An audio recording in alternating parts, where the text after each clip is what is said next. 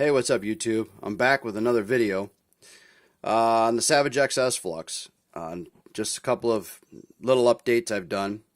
This guy came in the mail the other day, yesterday actually, the wheelie bar. And I got some more parts coming in today, just waiting on the mail to show up. But while I was sitting down yesterday looking at this truck and just doing a little service, and I was replacing some bearings in the truck, I find that the stock metal shielded bearings HPI includes with this vehicle are not the absolute greatest. And as you can see, there's a set of digital calipers out here, and you're going to see why here in a moment. So what we're going to do is we're going to get right to it. We don't want to make this video too long. So I'm going to pull the wheel off. I already pulled the wheel nut off. We're going to slide that up under there. Okay. So what we got here is my wheel hex on the truck. Okay, so what I did is the pin goes through the axle horizontally right now. I drilled and tapped a hole in the hex on all four axles to put a 3mm by 3mm set screw in it, and I put thread lock on it. And what happens is, when you buy the truck stock, it doesn't come this way. And if you take the wheels off and this thing happens to slide down the axle, that little pin has a potential falling out. I don't know if they put a little thread lock on those pins when they put it together or what, but those pins can fall out, and then it's like, oh man, now I lost this pin, now I can't find it. So here's how I did this little modification.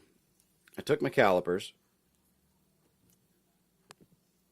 Let me undo this set screw here.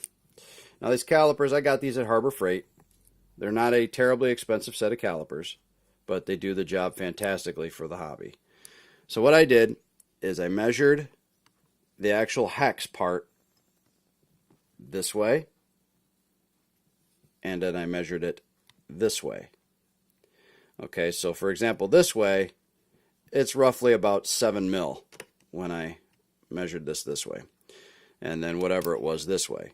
Okay, and then I took those two numbers, divided them in half, and then I scribed.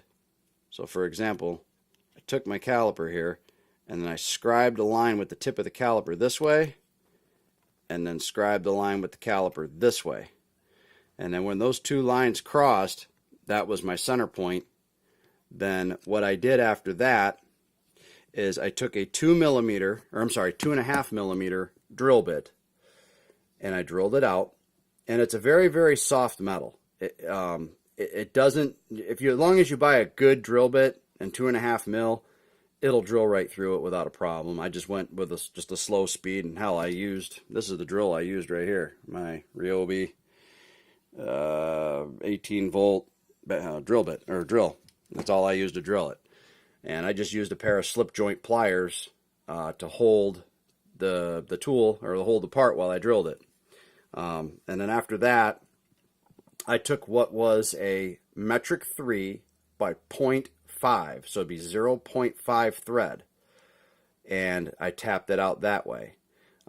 If you're familiar or not familiar with screws, metric screws and stuff like that, the fine thread screws that a lot of these RCs use in 3 mil are 3 mil by 0.5 thread.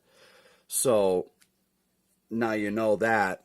And here's the set screws that I used. Let me see if I can get this to focus in a little bit better. I don't know if it's going to come in. Okay, well, if it doesn't come in, I'll just tell you what it is. It's associated part number 25225. Okay, and that's where I got that. So now, with that set screw, come on, camera, focus, damn it. You don't want to agree with me, apparently, today. But anyway, sorry about the shitty focusing quality. I do this from a cell phone. But anyway, now that that's thread locked in and locked on the axle, now this thing just will not pull off without releasing that set screw. And you don't have to really lock these things down super hard. Put a little dab of thread lock blue on it and spin it in, and then just, with your tool, snug it down, just give it a little extra, and that's it. And that's all it needs. And then that thing won't come off. And now mind you, I've driven this vehicle already with this mod, and so far so good. It's been holding up with no problems. So there's another little tip from me to you on this particular modification. So anywho's, hope you guys enjoyed that.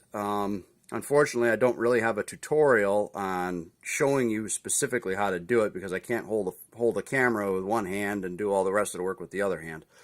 So there you go. I hope you enjoy that, and anything to make the Savage XS Flux a little bit better to maintain, service, repair. If I come across any new and additional ideas, I will try to make a video to pass that along. So there you go. All right, YouTube. Thanks a lot.